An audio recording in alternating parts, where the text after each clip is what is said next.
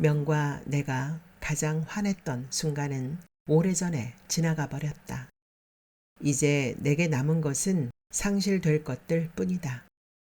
타인을 이해하는 일, 사랑받고자 애쓰는 일들로부터 나는 이미 멀리 와버렸다.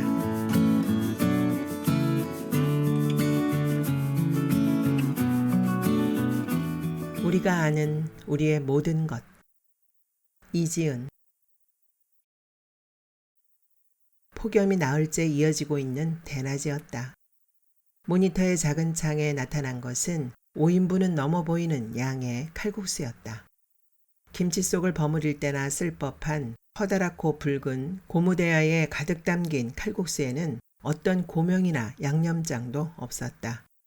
배추나 애호박조차 들어있지 않았다. 희끄무레한 면발만으로 채워진 고무대야만이 화면의 절반을 차지했다. 자, 오늘은 칼국수로 시작하겠습니다. 모두 안녕하셨죠? 나무젓가락을 든 명이 대야를 마주하고 자리에 앉았다. 명은 몰라보게 다른 사람이 되어 있었다. 머리카락을 모두 밀어버렸고 군더더기 없던 몸에 살이 제법 붙어 이제 막 출소한 조직 두목처럼 보이기도 했다. 명은 대야에 든 칼국수를 한 가닥도 남기지 않고 모두 먹은 뒤에 널찍한 접시에 쌓아 올린 두부 부침을 5접시 내리먹었다. 양념되지 않은 음식만을 공략하는 컨셉인 모양이었다. 명의 입가는 깨끗했고 표정도 담담했다. 다정한 목소리로 칼국수의 역사나 맛에 대해 설명하기도 했다. 그러나 방송을 보는 내내 나는 명이 무엇을 말하려고 하는지 알 수 없었다. 명이 디저트라며 삶은 메추리알이 가득한 냄비를 들고 앉았을 때 나는 눈을 감았다. 명의 부고를 들었을 때 그때 그 영상을 끝까지 볼 걸 하는 생각이 가장 먼저 들었다. 기차는 연착으로 밤 11시를 넘겨 간이역에 섰다. 눈이 내리는 거리는 텅 비어 있었다. 거리가 가늠되지 않는 곳에 겹겹이 산이 있는지 그림자들이 마구 포개어진 것처럼 보였다. 역 맞은편으로 곱게 뻗은 길을 따라가다 보면 강이 나오고 그 강을 가로지르는 긴 다리를 건너면 곧 장례식장이 나타날 것이다. 눈발이 붓꽃을 산 포장지를 두드렸다. 꽃을 살 때 역 앞 꽃집에서 틀어놓은 라디오로 닷새 뒤는 화이트 크리스마스가 될 것이라는 예보가 들려왔다. 그러나 눈은 한참 전부터 내리고 있었다. 플로리스트가 리본은 무슨 색으로 달아드릴까요? 하고 물었다. 근조 리본을 달아달라고 하자 그녀는 전지가위를 든 채로 나를 물끄러미 보았다. 이거 꽃말이 기쁜 소식인데요. 나는 그런 것은 아무 의미가 없다는 듯이 웃어 보였다. 명이 옆에 있었다면 그딴 거 알게 뭐야 하고 말했을지도 몰랐다. 명은 어릴 때를 떠올리면 교회 앞 개울가에서 수북하게 핀 붓꽃이 제일 먼저 떠오른다고 했다. 그 풍경만이 유일하게 아름다웠기 때문이라고 덧붙였다. 명의 목소리는 기이할 정도로 화창한 날씨와 함께 떠올랐다. 피부에 닿던 뜨거운 빛이 마치 질감을 가졌던 것처럼 기억나 자꾸만 외투를 걷어 팔을 쓰다듬어 보았다. 그러자 그의 거뭇거뭇하게 그을린 고든 등과 히피처럼 부스스하게 기른 머리카락을 한 줌으로 묶고 있던 질긴 풀의 냄새. 평화롭게 헤엄치던 개들의 모습이 한꺼번에 떠올랐다. 나는 그때의 우리가 가장 좋았다.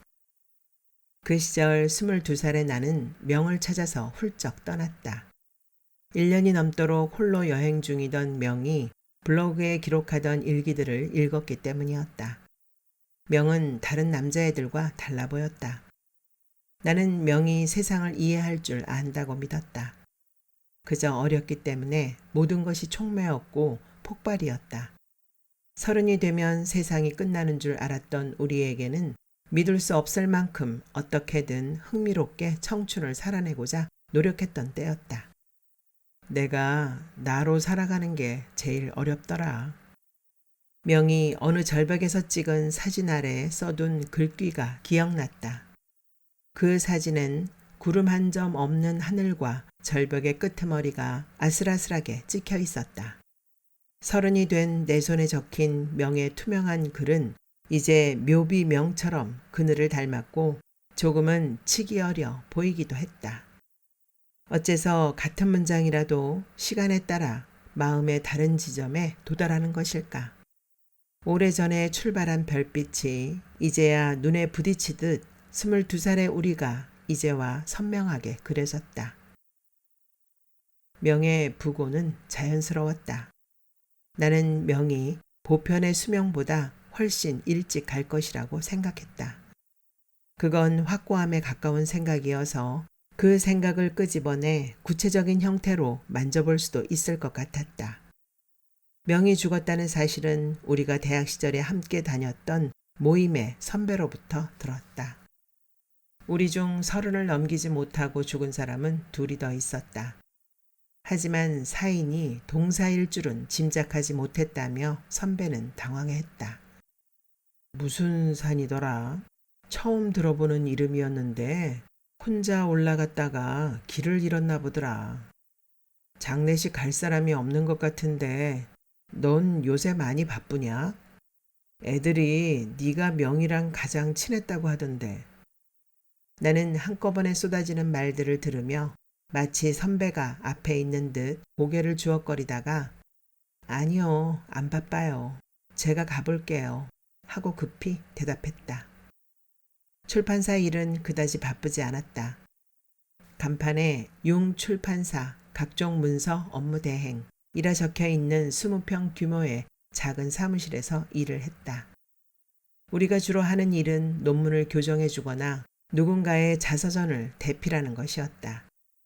간간이 대입이나 입사용 자기소개서 의뢰가 들어오기도 했고 신년사나 고소장, 탄원서를 대신 써준 적도 있었다. 사장이 여러모로 발이 넓었던 덕에 일감은 끊이지 않았고 아름아름 소개를 받아 찾아오는 사람들도 꽤 있었다. 하지만 바쁘다는 생각은 들지 않았다.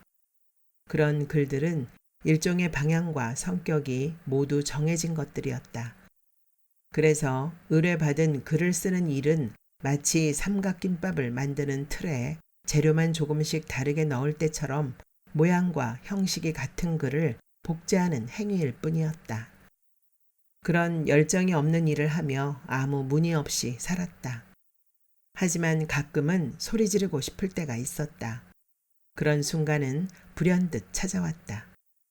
명치 아래를 누군가 주먹으로 꽉 누르고 있는 느낌이었다. 그럴 때 명이 가르쳐준 방법을 썼다. 조그만 크기의 현수막을 주문해서 새벽에 거리 아무 곳에나 붙이는 것이었다. 나는 골목 어디든 상관없으니 게릴라 형태로 걸어달라고 주문했다. 하지만 한 번도 확인한 적은 없었다. 현수막 업체에서는 입금만 제때 해주면 아무것도 묻지 않았다. 그들은 외침이 닿는 곳이 어디여야 하는지는 물어도 외침의 종류나 성격에 대해서는 궁금해하지 않는다는 점에서 청부업자 같기도 했다. 내가 처음으로 주문한 현수막은 K, 난 당신이 누군지 안다 였다. K는 자서전을 의뢰한 고객이었는데 경기도 소재의 모 대학에서 법학을 강의하고 있다는 50대 교수였다. 그는 자료 수집을 위한 면담을 시작하자마자 어린 시절 외국에서 생활하던 때의 추억을 상세하게 설명했다. 그러나 자료 조사를 하면서 보니 어느 것도 K의 말과 일치하는 것이 없었다. 나는 K가 법학과 교수가 아니라 야간 수업에서 사회복지학을 가르치는 강사라는 걸 알았지만 그 얘기는 하지 않았다. 우리에게 필요한 건 진실이나 객관이 아니야. 고객이 그런 인생을 살았다고 하면 우린 무조건 믿어주는 거지. 고객을 행복하게 만드는 것, 그래서 이윤을 창출하는 것, 이 두 가지만 기억하도록. 사장은 어린이집 원장 같은 말투로 다정하면서도 확고하게 가르쳐 주었다. 그동안 내가 대필해온 것들은 모두 진실과는 거리가 멀었다. 이곳을 찾아오는 대부분의 고객들은 거짓 인생을 살았고 거짓 학위를 받았다. 내 몸에서 나온 문장들로 그들의 과거와 학력을 부풀려 왔다는 것은 내 자신이 더 잘 알았다. 손끝이 떨리도록 기묘한 삶이나 성찰의 단단한 덩어리가 녹아든 종이를 넘기면서 오랜 시간이 지나도 살아남는 고전을 남기는 것은 내 일이 될 수 없었다. K 교수의 자서전 제목은 나의 진실한 삶으로 정해졌다. 그가 그 제목을 고집했다. 명에게 그의 이야기를 하자 그는 타인을 견딜 수 없는 마음이 들 때 현수막을 한번 걸어보라고 했던 것이다. 나는 이제와 K를 견딜 수 없는 건 아니라고 말했다. 견딜 수 없는 것은 따로 있는 것 같았는데 그게 무엇인지 모호했다. 내 안에서 뭐가 자꾸 소멸되고 있는 느낌만이 지속될 뿐이었다. 하지만 나는 명의 말대로 현수막을 주문해 보았다. 잃어버린 누군가를 찾거나 특수학교 건립에 반대하는 게릴라 현수막들 사이에서 내 목소리가 바람에 흔들리고 있는 모습을 상상하면서 숨을 쉬고 밥을 넘겼다. 그러나 편안함은 오래가지 않았다. 명은 내게 결국은 엄마에 대해 써야 할 것이라고 말했다. 엄마는 시골의 텅 빈 집에서 홀로 죽었다. 그래서 그녀에 대해 어떤 말을 써서 공중에 걸어도 흰색 롱따들이 펄럭이는 사원의 마당에 나 혼자 서 있는 기분이 들 것 같았다. 고독한 추모제를 지낼 생각은 없었다. 나는 그녀를 기리지 않음으로써 상실하지 않았다. 그래서 엄마의 죽음은 소화되지 않았고 나는 아무 말도 허공으로 던지지 못했다. 명은 투고를 거절당한 시의 한 구절을 공중에 내던지는 마음으로 현수막을 걸기 시작했다고 했다. 명은 출판사가 아니라 한 사람에게만 투고했다.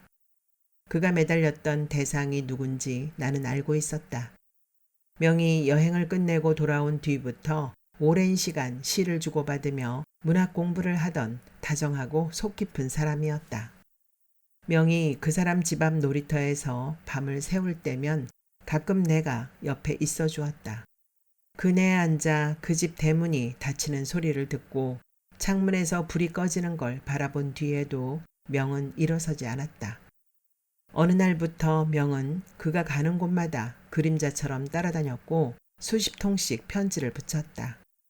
SNS에 나온 모든 일상을 캡처하고 그걸 출력해서 가방에 넣어 다녔다. 그 사람은 명을 아날로그적 스토커라고 명명하며 거리를 두었다. 나는 어느 순간부터 명을 내버려 두었다. 우리 같은 사람에게는 맹목도 삶을 이어갈 동기가 되기에 충분하다고 착각했기 때문이었다. 명은 그 남자의 집 우편함과 대문과 담장 벽돌, 담장 너머로 떨어질 목련꽃 이파리에도 글을 남겼다. 그러다가 그에게 보냈지만 되돌아온 시들 한 편 한 편을 잘게 쪼개어 그 집 주변에 걸도록 현수막을 주문하기도 했다. 그런 뒤 자신의 현수막들을 찾아 사진을 찍어 남겼고 그걸 일종의 여행처럼 여겼다. 나는 명이 보내준 사진들을 퍼즐처럼 맞추며 구절을 연결해 읽는 시간이 좋았다. 그저 20대의 명이 그 계절 속을 무사히 통과할 때까지 기다리는 수밖에 없었다. 우린 계절이 지나갈 즈음마다 만나서 밥을 먹었다. 나는 명의 담백한 말투를 좋아했다. 그토록 치열하게 아파하면서도 정작 말투에는 고통의 무게를 담지 않았다. 명이 말없이 밥을 먹는 모습도 마음에 들었다. 그는 고요의 정점에 이른 사람처럼 보였다. 어느 날부터 명은 더 이상 시를 쓰지도 그를 사랑하지도 않는다고 말했다. 시인이 될 생각도 없다고 했다. 그저 자기 안의 바닥까지 미끄러지듯 천천히 내려가고 있는 중이라고 수수께끼처럼 뱉었다. 명은 더 이상 현수막을 주문하지 않았지만 나는 거리를 걷다가 출처가 적히지 않은 현수막을 볼 때마다 명을 생각했다. 그가 완전히 다른 방식으로 사는 사람이 되었다는 걸 나는 나중에야 알았다. 그는 이제 안으로 뱉는 사람이 되었던 것이다. 명이 가진 모든 언어와 맹목의 에너지는 그의 몸 안으로 풍선을 부풀어 오르게 하는 호흡처럼 들어갔다는 걸 나는 몰랐다. 꽃을 싼 비닐 포장에 눈이 내리는 소리와 부츠 굽이 바닥을 치는 소리 외에는 아무 소리도 들려오지 않았다. 바람은 가라앉았고 눈송이가 굵어졌다. 직선의 2차선 도로 주변에는 편의점이나 식당, 여인숙 같은 건물이 하나도 없었다. 도로 양쪽으로 벚꽃나무들이 줄지어 있고 그 바깥으로는 눈에 표백되고 있는 논밭 뿐이었다. 드문드문 서 있는 가로등 불빛마저 빛이 발해 오히려 눈빛이 밝았다. 멸망한 세계처럼 사위가 내내 고요했다. 얼어붙은 붓꽃 다발은 작은 짐승의 사체처럼 느껴졌다. 이게 다 무슨 소용일까? 한 송이를 꺼내 눈 위로 던졌다. 그 위로 뜬 눈을 감기듯 소복이 눈이 내렸다. 도로의 점선과 모든 경계는 눈 속으로 사라져 규칙적인 간격의 벚꽃 나무들만 아니었다면 사방의 방향을 분간할 수 없을 지경이었다. 더는 누구의 부고도 없는지 같은 방향으로 가는 차가 한 대도 없었다. 꽃 한 송이를 더 버렸다. 손은 조금도 가벼워지지 않았다. 위를 올려다보았다. 어두운 허공에서 베개의 솜이 터지듯 갑자기 눈송이들이 나타나는 것 같았다. 꽃 한 송이를 버리고 또 버리며 걸었다. 명의 얼굴이 떠올라 마음이 자꾸 무거워졌다.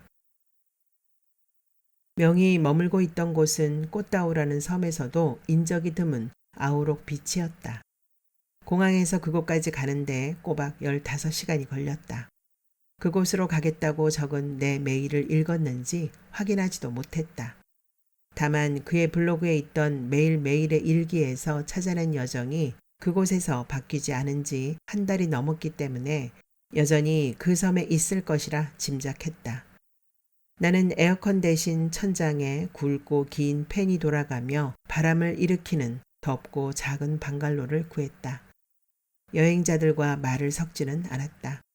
내 표정이나 몸짓이나 말투 어딘가에 내게 찍혀있던 낙인이 타인들에게 보여서 그들이 흘리는 냉소에 얼어붙을까봐 주저하던 때였다. 그저 명을 보고 나면 마음이 좀 환해질 것 같다는 생각만으로 걸었다. 명은 빛이 파라솔이 드리운 그늘 아래에서 개들과 장난을 치고 있었다. 그을린 얼굴과 자연스러운 몸짓이 현지인처럼 보여 그를 지나칠 뻔했다. 나는 한 쌍의 빛의 의자 중에 그의 옆에 놓인 빈 자리에 앉았다. 기어코 왔네. 명이 가벼운 말투로 말했다. 나는 대답하지 않았다. 대신 모임의 소식을 전했다. 나는 모임 사람들이 어떻게 지내고 있는지를 무심하고 길게 얘기했다. 명은 그저 먼 바다를 바라보며 내 말을 듣고 있었다. 모임에서 우리는 그저 서로의 비슷함에 기대려는 마음으로 만났지만 서로에게 절박하지는 않았다. 사실 그 무엇에도 절박할 수 없었다. 30 이후의 사람들에게는 보이지 않는 우리만의 세계가 있었다. 이 시기를 지나가면 그때가 그저 좋았던 줄 알 거라고 말했다. 우리는 그 말들을 믿지 않았다. 하지만 우리는 담담하게 모든 어두운 것들을 다루는 용기 같은 것을 품었다. 타인의 상처를 상처로 덮다 보면 슬픔이 모호해지는 지점이 보였다. 명과 나는 그 지점 안에 몸을 구기고 들어가 겨우 숨을 쉬었다. 명은 신학과 학생이었다. 싸우려고 들어갔어. 왜 신학을 선택했느냐고 묻는 내게 명은 그렇게 말했다. 명은 종교단체에서 공동체 생활을 하며 유년기를 보냈다. 부모는 그를 학교에 보내지 않았다. 성경 바깥의 것을 배우면 악마의 물이 든다고 했다. 그는 13살 때 성탄절 2부 행사에 쓰일 소품들 중에 여성 가발을 하나 훔친 적이 있었다. 창밖으로 교회 지붕에 달아놓은 색색의 전구들이 바라는 빛이 고스란히 들어오는 다락방이었지. 가발을 쓰고 거울에 나를 비춰보는 순간 나는 그게 내 진짜 삶이라는 걸 확신했어. 누가 알려주지 않아도 터득하게 되는 거더라. 그런 건. 명은 교회의 불빛이 멀어지고 합숙하는 작은 집들의 지붕이 어두운 테두리로 남을 때까지 무작정 뛰었다. 가슴 안에서 어떤 바람이 자꾸 도망가라고 외치더라. 명은 그렇게 말했다. 나는 그 바람이 된 기분으로 명의 이야기를 들었다. 새까만 어둠 속에서 아버지의 기도 소리가 유독 선명하게 들려왔지. 내 이름을 부르며 기도하고 있었어. 악마에 물든 아들을 구원해달라고. 그 기도들은 내 마음에 구멍을 하나 냈지. 작고 깊은 구멍이야. 하고 명은 가지런한 갈비뼈들 사이를 손가락으로 짚었다. 새까맣고 50원짜리 동전 크기만한 점이 있었다. 그건 정말 구멍처럼 보여서 나는 손가락으로 몇 번 꾹 눌러보기도 했었다.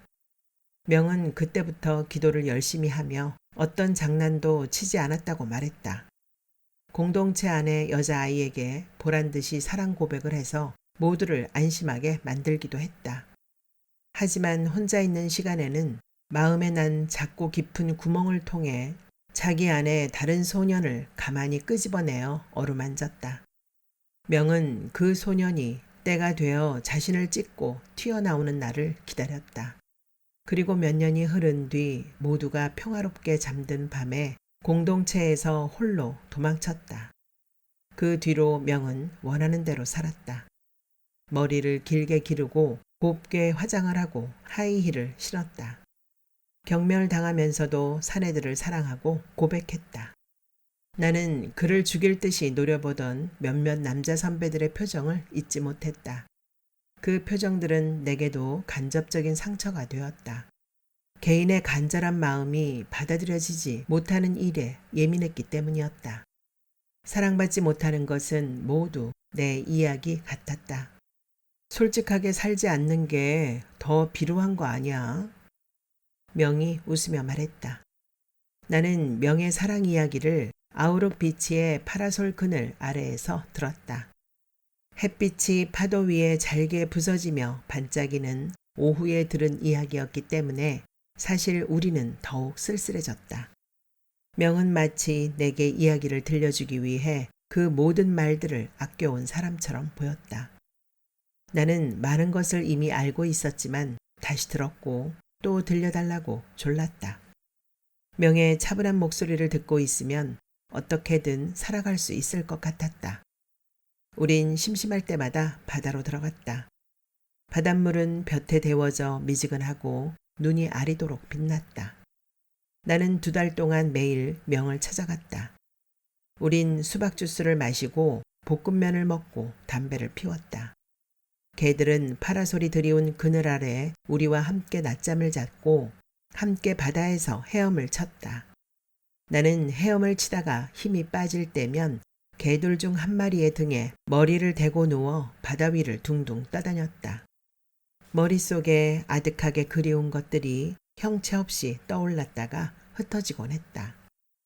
명은 물이 뚝뚝 떨어지는 긴 머리를 바닷바람에 말리는 동안 시를 썼다. 이렇게 매일을 살면 무엇에도 날이 서지 않겠구나. 그런 생각이 든다고 했다. 그 날로 자신을 베고 타인을 뵐까봐 두려워하지 않아도 될 때 돌아가겠다고 말했다.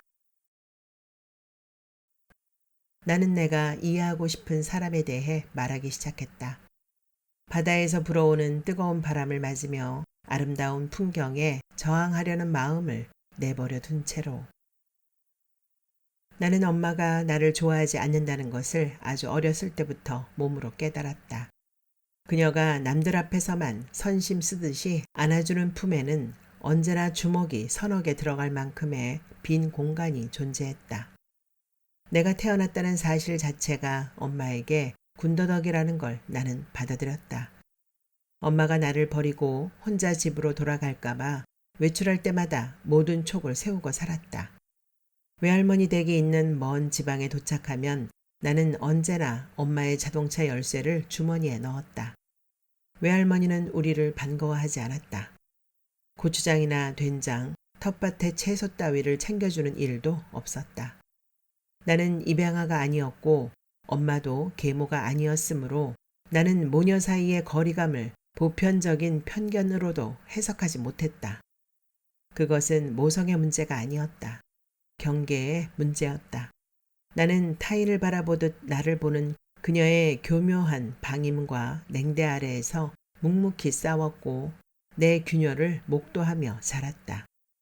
어린 내가 칭찬받으려고 수건을 개어놓거나 설거지를 해두면 외출해서 돌아온 엄마가 수건을 다시 펼쳤다가 접고 그릇을 소리내어 다시 닦았다. 내 일기를 읽지 않았고 첫 생리를 축하해주지 않았다. 나는 엄마를 포함한 세계로부터 멀어졌다. 그 세계를 신뢰할 수 없어 책 속으로 파고들었다. 가상의 세계에서는 아이가 홀로 세상과 맞서는 것이 가능했고 이야기의 시작과 끝이 분명하게 존재해서 인과관계도 뚜렷했다. 명랑하고 밝은 세상으로 가는 티켓은 언제나 마음이 외롭고 홀로 지내는 아이에게 우선적으로 주어졌다. 나는 한국으로 돌아오는 날까지 매일매일 엄마 얘기를 했다. 아주 가까이에 있었지만 가장 먼 곳에 있었던 엄마에 대해 혀에서 쓴냄새가 날 때까지 말을 멈추지 않았다. 그럴 때마다 명은 푸르게 빛나는 바다의 먼 끝을 한참 동안 바라보았다. 명은 그 시절의 시간이 자신을 밀어 올리는 힘으로 좀 더 오래 살아갈 수 있겠다고 말했다. 명을 떠올리면 그때의 표정이 먼저 생각난다. 결이 없는 두부처럼 무심하고 고요하던. 먹방에서조차 명의 표정은 변함이 없었다. 나는 명이 바다를 바라보던 방식으로 화면 너머에 있는 명을 물끄러미 바라볼 수 있게 되었다. 하지만 그는 내가 동경하던 명이 아니었다. 우린 우리가 알던 그 누구도 아니었다. 여행에서 돌아온 뒤 가장 먼저 한 일은 몇 년 만에 엄마를 보러 가는 것이었다. 엄마는 내가 성인이 되자마자 기다렸다는 듯 아빠와 이혼을 하고 시골에 내려가 살았다. 그들이 내게 한마디 상의도 없이 헤어졌다는 사실보다 엄마가 그토록 대하기 어려웠던 외할머니 곁에 살기로 한 결정이 더 놀라웠다. 엄마는 외할머니 댁 뒷집에 새를 얻어 살았다. 마루에 앉아 있으면 외할머니 댁 담장 너머로 주홍빛 불이 켜지는 순간이 다 보였다. 끼니 때마다 밥 짓는 냄새가 흘러나왔다.